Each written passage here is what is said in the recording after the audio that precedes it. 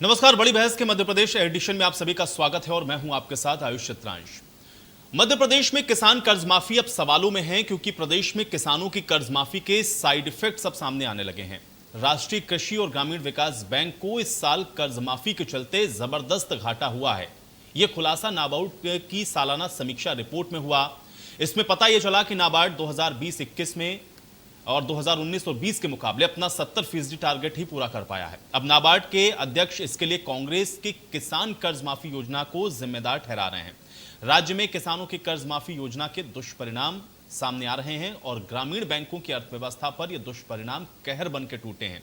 कई सहकारी बैंक डूबने की कगार पर हैं, कई कर्मचारियों को सैलरी नहीं मिल पा रही और कई तो जैसे तैसे काम को जारी रखने के जुगाड़ में ही लगे हैं। अब नाबार्ड इस साल टारगेट से 30% कम लोन भी बांट पाया है। किसान डिफॉल्टर हो चुका है और सरकारी योजनाओं का फायदा किसानों को अब मिल नहीं पा रहा। नाबार्ड अध्यक्ष के इस खुलासे के बाद मध्य प्रदेश में किसानों की कर्ज माफी का मुद्दा एक बार फिर से गर्मा गया है। तो आज इसी मुद्दे पर बात होगी, बहस होगी। हमारे साथ कुछ मेहमान भी जुड़ेंगे, लेकिन उससे पहले आखिर नाबार्ड के अध्यक्ष डॉक्टर GR चित्तल का क्या कुछ कहना है, ये आपको सुनाते हैं।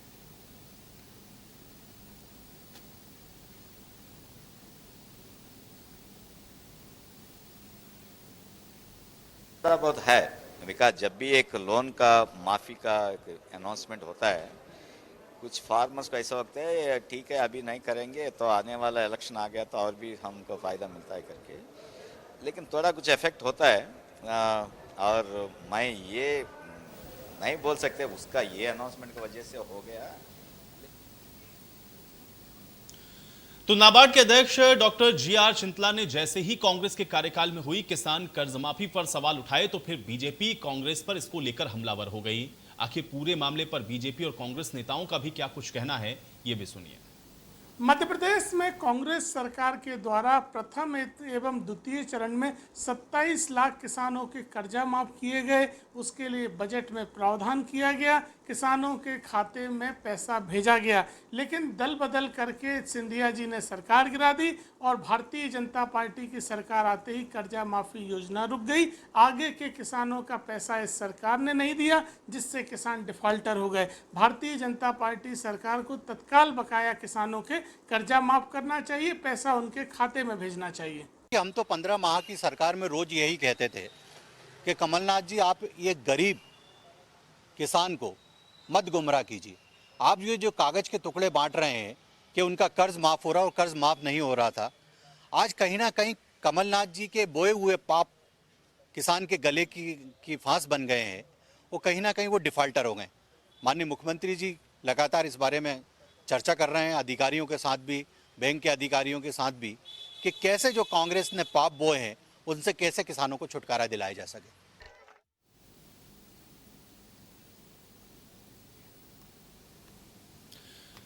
तो अब जिस तरीके से इस खुलासे के बाद यानी कि सालाना समीक्षा की रिपोर्ट में जो नाबार्ड की तरफ से खुलासा किया गया उसके पास राजनीति होनी थी और राजनीति हो रही है। पक्ष विपक्ष क्या कुछ कह रहा है ये आपने सुना है और आज इसी पर चर्चा करते हैं। दो मेहमान मेरे साथ जुड़ गए, पहले उनका परिचय मैं आपके साथ करवा देता हूं।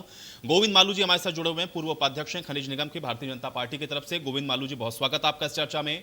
और सिद्धार्थ सिंह राजावत जी हमारे साथ जुड़ रहे हैं, प्रदेश प्रवक्ता हैं कांग्रेस पार्टी के। सिद्धार्थ सिंह राजावत जी आपका भी बहुत स्वागत है।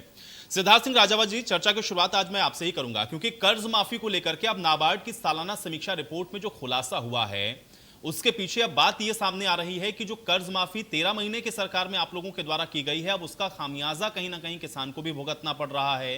डिफॉल्टर होने की श्रेणी तक में किसान पहुंच गए हैं। इसको कैसे देखा जाए और भारतीय जनता पार्टी जो आरोप आपके ऊपर लगा रही है, मैं चाह रहा हूं उसका जवाब दें।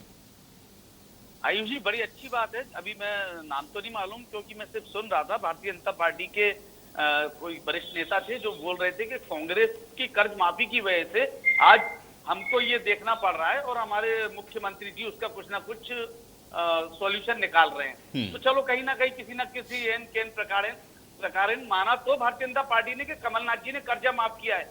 नहीं तो कई जगह पे आपने देखा होगा कि साक्षात आमने सामने ये बोलते थे कि कांग्रेस ने कोई कर्जा माफ नहीं किया। और हमारी जो पॉलिसी थी माननीय कमलनाथ जी की वो स्पष्ट थी। पहले चरण में हम 50 लाख का कर्जा माफ कर 50,000 तक का कर्जा माफ करेंगे, दूसरे चरण में 1 लाख का करेंगे और तीसरे चरण में 2 लाख का करेंगे। जब हम दूसरे चरण में जैसे ही हम लोग एंटर होते हैं उसी दौरान हमारी चुनी हुई सरकार गिरा दी जाती है और हमने उस समय पे हमारे 19 से 20 लाख, 20 से लगभग 20 लाख 25 लाख के बीच में हम कर्जा माफ कर चुके थे। और अब रही बात, आज जो हमारे माननीय मुख्यमंत्री जी बोल रहे हैं और नाबार्ड के अध्यक्ष जी बोल रहे हैं, तो मैं आपको बता दूं, अभी मैंने एक PIL लगा के कागज निकलवाए थे, उसमें खरगोन के अंदर 2000 करोड़ का किसानों से एग्रीमेंट करके नाबार्ड में एक बहुत फर्जीवाड़ा किया गया था। उसमें उनके नाम लेके, उनका एग्रीमेंट करके किसानों से नाबार्ड में उनका नाम नामांकित करके उनके नाम पे 50-50 लाख का लोन लिया गया था, जो एक बहुत बड़ा कारण है मध्य प्रदेश के अंदर। मैं आपको बताना चाहता हूं कि अगर भविष्य में आप कोई एक डिबेट रखें तो उसके ऊपर भी डिबेट रखें, नाबार्ड के अध्यक्ष जी को बैठा लें, मैं साक्ष्य और कागज। नहीं सिद्धार्थ जी, देखिए हम लोग बिल्कुल इस पर कोशिश करेंगे और जरूर करेंगे इस पर चर्चा, क्योंकि ये बहुत संवेदनशील मामला भी है और जो वादा आप लोगों ने किया। लेकिन किसान तो डिफॉल्टर हो गए ना। आप तो कह रहे हैं कि चलिए इन्होंने माना, ये तो पहले से भी आरोप लगाते थे कि आपने कर्ज माफी की नहीं, और कर्ज अगर कर्ज माफ हो गया होता तो किसान डिफॉल्टर की श्रेणी में जाता नहीं। इसका मतलब कि उसके अंदर कुछ ना कुछ तो दिक्कत हुई ना, और उसका नतीजा ये हुआ कि एक तरफ किसान डिफॉल्टर हो गया, दूसरी तरफ देख रहे हैं कि बैंक भी डूबने की कगार पर पहुंच गए हैं। ये कैसे हो गया? यही तो सवाल उठा रही ना भारतीय जनता पार्टी आपको लेकर के। आयुष जी, भारतीय जनता पार्टी को सबसे पहले अपने गिरेबान में झांक के देखना चाहिए। आज करीब 7000 से ज्यादा GST का पेमेंट है जो केंद्र सरकार को देना है, जो भारतीय जनता पार्टी अपने जो हमारे मुख्यमंत्री वो प्रधानमंत्री से नहीं लेके आ पा रहे हैं। और केंद्र से जो नाबार्ड के लिए जो फंड आता है वो भी रोक दिया गया है, और किसानों के लिए जो भी सुविधाएं आती है केंद्र से 29 में से 28 सांसद हैं, एक भी सांसद आवाज क्यों नहीं उठा रहा? क्योंकि मोदी जी और अमित शाह जी से डरते हैं। अगर ये इतने बड़े किसानों के हितैषी है तो इसीलिए आवाज क्यों नहीं उठाते? सिद्धार्थ जी देखिए, ये बड़ा महत्वपूर्ण है। देखिए एक तरफ तो आप ये भी कह रहे हैं कि चलिए इन्होंने मान लिया, लेकिन दूसरी तरफ मुझे ये बताइए ना, क्योंकि राहुल गांधी के तो तमाम चुनावी स्टेटमेंट हम लोगों के जहन में ताजा है ना, कि 10 दिन उंगलियों पर गिनिएगा आपका कर्ज माफ हो जाएगा। 13 महीने सरकार चलाते रहे, आज खुलासा ये है कि 90% किसान जिनका कर्ज माफी नहीं हुआ और वो डिफॉल्टर अलग से हो गए। तो इसमें किसकी चूक है? आप लोगों के ऊपर सवाल नहीं होने चाहिए? आयुष जी, 2.25 लाख करोड़ का कर्जा छोड़ के गई थी भारतीय जनता पार्टी जब कमलनाथ जी ने कमान संभाली थी। उसके बावजूद उन्होंने आके जो फंड, जो कई विभागों को उन्होंने सुचारू रूप से संचालित किया। हमारे बड़े बड़े काफी विभाग थे जो है ना घाटे में जा रहे थे, उनको मुनाफे में लेकर आए। केंद्र सरकार से जाके उन्होंने खुद मोदी जी से मिलके और प्रस्ताव दिया था केंद्र सरकार को किसान की कर्ज माफी के लिए कि यही हमारा पूरा प्रपोजल है, इस पे आप पहल कर। नहीं तो सिद्धार्थ सिंह जी, यही तो एक तरीके का धोखा हो गया ना फिर जनता के साथ। या तो आप कहते नहीं कि आप 10 दिन के अंदर माफ करेंगे, आप ये कहते हैं हम सरकार में आएंगे, हम कर्ज माफ करेंगे, लेकिन हम देखेंगे कि हमारी वित्तीय स्थिति कैसी है। ये तो धोखा हो गया ना। आपने कहा कि आप उंगलियों पर गिनिएगा, उसके बाद आज आप ये कह रहे हैं कि देखिए उस समय वित्तीय स्थिति ऐसी थी, या बहुत सारे कारण उसके पीछे के आप गिना रहे हैं। गोविंद मालू जी, ठीक है। सिद्धार्थ जी सुनिए, वित्तीय स्थिति खराब होने के बावजूद कमलनाथ जी ने कर्जा माफ किया 20 लाख से ज्यादा लोगों का। ठीक है, लेकिन 90% तो आज भी डिफॉल्टर हो गए ना। 90% का हुआ ही नहीं माफ ना, सबसे बड़ी बात तो यही हो गई। चलिए ठीक है, छोड़िए। गोविंद मालू जी, मैं आपके पास आता हूं, क्योंकि ये बात जो आप कह रहे हैं उसको सीधे तौर पर नकारते हुए सिद्धार्थ सिंह राजावत जी ये कह रहे हैं कि चलिए ठीक है, लेकिन कम से कम आप लोग इसको स्वीकार करने की स्थिति में तो आए कि इन्होंने माफ किया था, भले ही जितने भी किसान का हो पाया हो, लेकिन माफ तो किया ना इन्होंने कर्ज। मैं चाह रहा हूं जवाब दें इस बात का। किसी डॉक्टर ने नहीं बोला था कांग्रेस को, या जनता ने नहीं बोला था कि हमारा कर्ज माफ करो। इन्होंने ऐसे वादे, आसमानी सुल्तानी, ऐसे तारे तोड़ के लाने वाले वादे किए। ये पहले नहीं दिख रहा था इनको? ये प्राइमरी स्कूल के छात्र हैं कि राजनीति में काम कर रहे हैं? सत्ता लेने का मादा रखने वाले लोगों को ये नहीं पता कि प्रदेश की क्या आर्थिक स्थिति और हम क्या वादा कर रहे हैं, पहली बात। दूसरी बात, ये तो सरासर आंखों में धूल झोंकने का प्रयास नहीं, ये इन्होंने कृत्य किया है। अभी इस चैनल पर इन्होंने कहा था, आपने ही बताया इनको कि 10 दिन में ये गिनती गिन लीजिए, 10 दिन में कर्जा माफ। 10 दिन में कर्जा माफ नहीं होगा तो राहुल गांधी ने कहा कि मुख्यमंत्री को बदल दूंगा। और जब पहले दिन इन्होंने सार्वजनिक रूप से शपथ ली, चार्ज लिया, तो वहीं पर कर्जा माफ फाइल पर साइन कर दी। श्रीमान जी, फाइल पर साइन करने से कर्जे माफ नहीं होते हैं। ये 20 लाख की बात कर रहे हैं, प्रमाण पत्र बांट देने से कर्जे माफ नहीं होते हैं। बैंकों में रुपया जमा कराना पड़ता है। जो राष्ट्रीयकृत बैंक, उसमें 35,355 करोड़ रुपया, कोऑपरेटिव बैंकों में 16,674 करोड़ रुपया, क्षेत्रीय ग्रामीण बैंक में 6,726 करोड़ रुपया इनको जमा कराना था, तब 58,755 करोड़ का कर्जा 54 लाख लोगों का माफ होता। इन्होंने ये नहीं करते हुए जब सरकार को पत्राचार करता रहा सहकारी बैंक 800 करोड़ के लिए, वो हमारी शिवराज सरकार ने दिए। शिवराज जी जब आए तब उन्होंने दिए 800 करोड़ रुपए। इनसे 800 करोड़ रुपए देते नहीं बने और ये कह रहे कर्जा माफ कर दे। हम ना उनको तो 50,000, 1 लाख और 2 लाख की बात करें, ऐसा कोई वादा नहीं था। आपने कहा था, अगर आप ये कहते, आपने कहा ही इनको कि आप 5 साल में माफ करेंगे, यदि हमारे पास स्थिति अच्छी रही तो। 10 दिन की बात क्यों की? ठीक है गोविंद मालू जी, देखिए भाई टर्म्स एंड कंडीशंस हो जाता है। मुझे लगता है कि सभी जो राजनीतिक पार्टियां हैं ना, सभी राजनीतिक पार्टियों को एक अपने मैनिफेस्टो के अंदर ये जरूर लिखना चाहिए कंडीशन अप्लाई, क्योंकि कहा कुछ जाता है होता कुछ है और उसके कारण बहुत कुछ बताए जाते हैं। ठीक है गोविंद मालू जी, लेकिन मुझे ये बताइए कि ठीक है इन्होंने तो जो किया वो किया, जनता ने, इसीलिए आप शायद सत्ता में वापस आ गए, लेकिन किसान जो परेशान हो रहा है या उसकी जो कर्ज माफी है या जो डिफॉल्टर हो गए, उनके लिए आपके पास क्या प्लान है, क्या लेआउट है आपके पास? आप उसको निकालेंगे कैसे बाहर? ये आरोप लगा देने भर से किसान की तो समस्या नहीं समझने वाली है ना। मुझे ये बताइए ना कि किसान जो डिफॉल्टर हो गया है या जो कर्ज में फंसा हुआ है, उसके लिए आपके पास क्या प्लान है? उसको कैसे राहत आप पहुंचाएंगे? थोड़ा ये बताएं गोविंद मालू जी। आयुष जी, इन्होंने मुगालते में रखकर किसानों को कहा कर्ज मत भरो। अब जब तक ये पैसा जमा नहीं कराएंगे तो नो ड्यूज मिलेगा नहीं, नो ड्यूज नहीं मिलेगा तो आगे उनको ऋण नहीं मिलेगा, लोन नहीं मिलेगा। ये सब गलतियां कांग्रेस ने की। हमने नहीं कहा था उनको कर्ज माफी करने का, हम तो उसके अलावा जो बाकी योजना थी, भावांतर योजना, जो हमको इनको बीज खाद के लिए जो ऋण उपलब्ध कराना, उसकी बात हमने की थी। 1 लाख रुपया आप ऋण लो, 90,000 रुपए भुगतान करो। ऐसी बहुत सारी योजनाएं जो इससे वो उसी से जुड़ी है ना गोविंद मालू जी। मैं यही तो कह रहा हूँ ना आपसे, मुझे पता है कि आपने कर्ज माफी का वादा नहीं किया। मैं जानता हूँ कि आपने नहीं कहा कि आप सारा कर्ज माफ करेंगे, लेकिन आपने कहा कि आप इस तरीके से रिलीफ देंगे। अब जो किसान डिफॉल्टर हो गया, गोविंद मालू जी मेरा सवाल सुन लीजिए, गोविंद मालू जी मेरा सवाल सुन लीजिए, आप जवाब दीजिएगा, मैं पूरा समय दे रहा हूं आपको। गोविंद मालू जी, जो किसान डिफॉल्टर हो गया, जिसको आपकी इन स्कीम्स का फायदा मिल नहीं पाएगा, जिसको लोन मिल नहीं पाएगा बैंक से, अब उसके लिए आपके पास क्या प्लान है? आपको उसको तो निकालना होगा ना, वो भी तो आपके ही प्रदेश का वासी, उसने आपको भी तो वोट किया है ना। उसके लिए क्या आपके पास प्लान है? या ये कह देंगे कि कांग्रेस की वजह से आप डिफॉल्टर हो गए, हम कुछ नहीं कर सकते, या अगले चुनाव का इंतजार कर लें? गोविंद मालू जी, देखिए, ये बजट कोई छोटा मोटा बजट नहीं था। 55,000 करोड़ रुपया, 56,000 करोड़ लगभग, इतना पैसा देना किसानों की कर्ज माफी पे। हम भी वादा कर सकते थे, हम सरकार में थे, हमने क्यों नहीं की? हमने बाकी योजनाओं से उनको फायदा दिलाया। अभी हमने एमएसपी पर पूरा पैसा दिया है, पूरा गेहूं खरीदा है, धान खरीदा है। हमने जो एमएसपी पर जिसकी घोषणा की थी वो सब हमने खरीदा और किसानों के खाते में पैसा डाला है। दूसरा, हमने फसल बीमा की राशि जो इन्होंने उसका आकलन कम करके, उन्होंने 75% आकलन करके उन्होंने राशि जमा करा दी, उसमें किसानों को नुकसान हुआ, वो हमने भरपाई की। 2200 करोड़ रुपए हमने जमा किया किसानों के लिए। हम तो किसानों के लिए लगातार कर रहे हैं।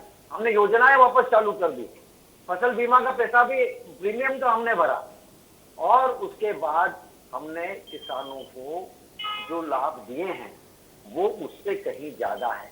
और बाकी जो कर्ज माफी की बात है, वो कांग्रेस का वादा था, कांग्रेस ने नहीं भरे, और कांग्रेस ने बैंकों को रुपया नहीं दिया। बैंकें, ठीक है गोविंद मालू जी, मैं फिर इसी सवाल के साथ आऊंगा कि जो डिफॉल्टर हो गए उनके लिए प्लान आप मुझे जरूर बताइएगा, लेकिन सिद्धार्थ सिंह राजावत जी, मुझे बताइए, ये किस उपापोह की स्थिति में किसानों को फंसा दिया आपने? जो डिफॉल्टर हो गए हैं वो तो अब लोन भी नहीं ले पाएंगे, वो किसके पास जाएं? आयुष जी, सबसे पहले तो मैं आपने जो जवाब दिया था कि आपको सरकार तो पुनः मिल गई भारतीय जनता पार्टी को, तो मैं उसको बोल दूं, इनको सरकार नहीं मिली, इनने लोकतंत्र की हत्या करके सरकार ली है। 35 लाख रुपए में विधायक खरीद कर।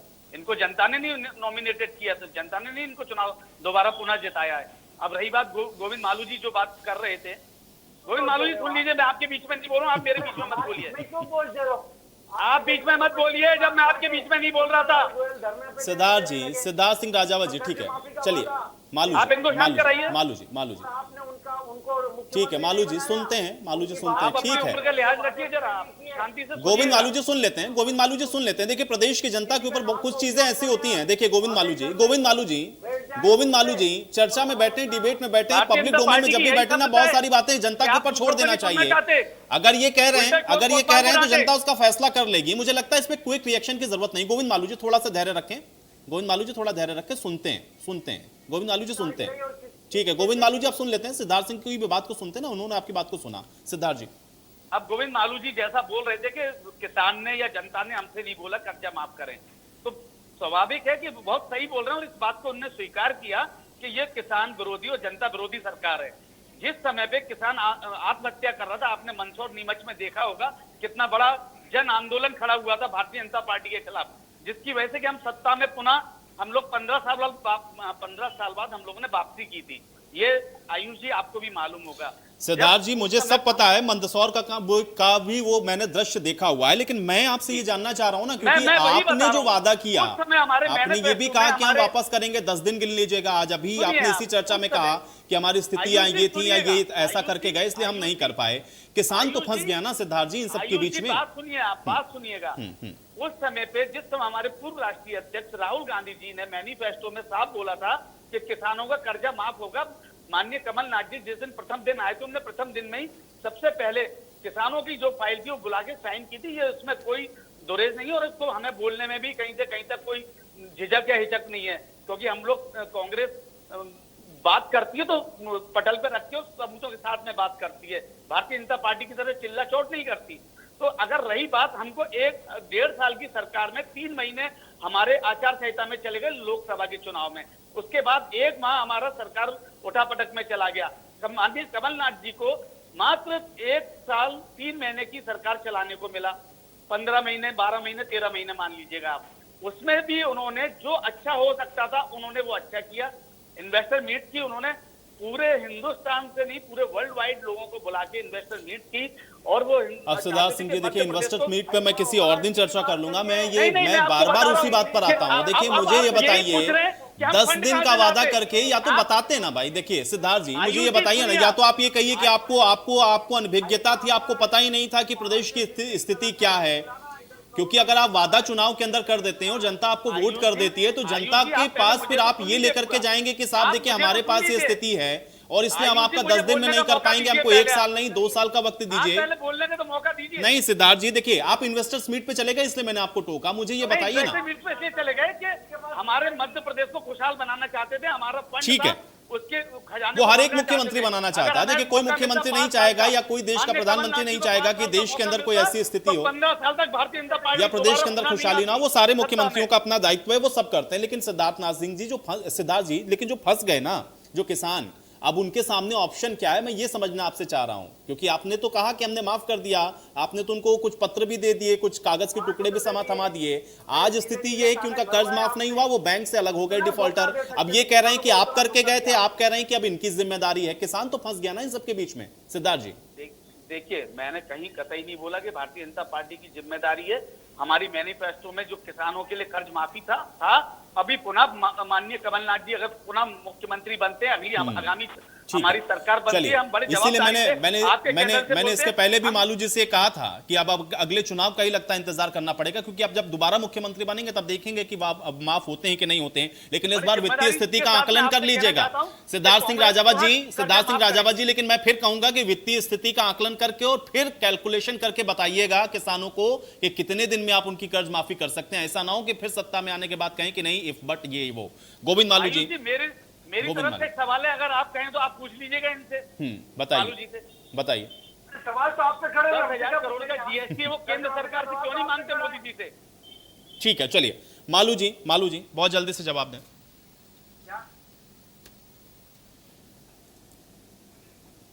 क्या आयुष जी क्या कहा आपने?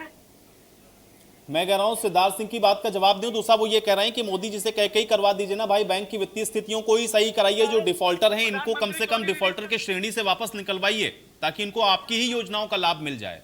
गोविंद मालू जी जवाब दीजिए। चौथी बड़ी मल्टी मिलियनर पॉलिटिशियन है, उनके खाते से लाइए और किसानों को दीजिए। आपने वादा किया, ये पाप आपके सर पर है। हम तो हमारी दूसरी योजनाएं बंद कर दी, हमने वो चालू कर दी। किसानों को हमने भरपूर लाभ दिया, जो वादा किया वो पूरा किया। आपने तो स्केलिंग घटा दी फसल बीमा की, 75% कर दी, 1300-1500 करोड़ रुपए का आपने घाटा कर दिया किसानों को। 2200 करोड़ रुपए हमने जमा कराया फसल बीमा का। अरे आप क्या चाहते हैं? 800 करोड़ रुपए आपको बैंक मांगते मांगते थक गई। जब शिवराज जी की सरकार आई तब उन्होंने 800 करोड़ रुपए दिया। हमने तो कर्ज माफी के लिए पैसा दिया है इस बजट में से। जनता को फसल बीमा की भी हमने किस्तें चुकाई है। ऐसे आप अगर 50,000 करोड़ के कर्ज माफी की बात कर सकते हैं, जनता को तो पैसा ये नहीं हम पर मिलता नहीं है। है। आपका ये मुंह चलाने 55,000 करोड़ रुपया से आपको सोच समझ और के थैंक यू सत्ता मोदी में बोलने आना से था। आपको पता ही नहीं था। वैक्सीनेशन के तो मैं नगरीय सरकार बना लेंगे। ये 55,000 करोड़ रुपया आप लाइए। चलिए मालू जी, सिद्धार्थ जी, आप दोनों के इसी आरोप प्रत्यारोप के बीच में आज की चर्चा में यहीं समाप्त करूंगा। बहुत शुक्रिया आप दोनों का, अपने समय निकाला, इस चर्चा का हिस्सा बने। हालांकि अब किसान की कर्ज माफी को लेकर के एक बार फिर से आरोप प्रत्यारोप तो हो रहे हैं, लेकिन सवाल बड़ा यह है कि जो किसान इन सब के बीच में फंसा हुआ है, दरअसल उनको इससे बाहर निकालने का प्लान किसी सरकार के पास है क्या? आज इस बड़ी बहस में मेरे साथ फिलहाल इतना ही।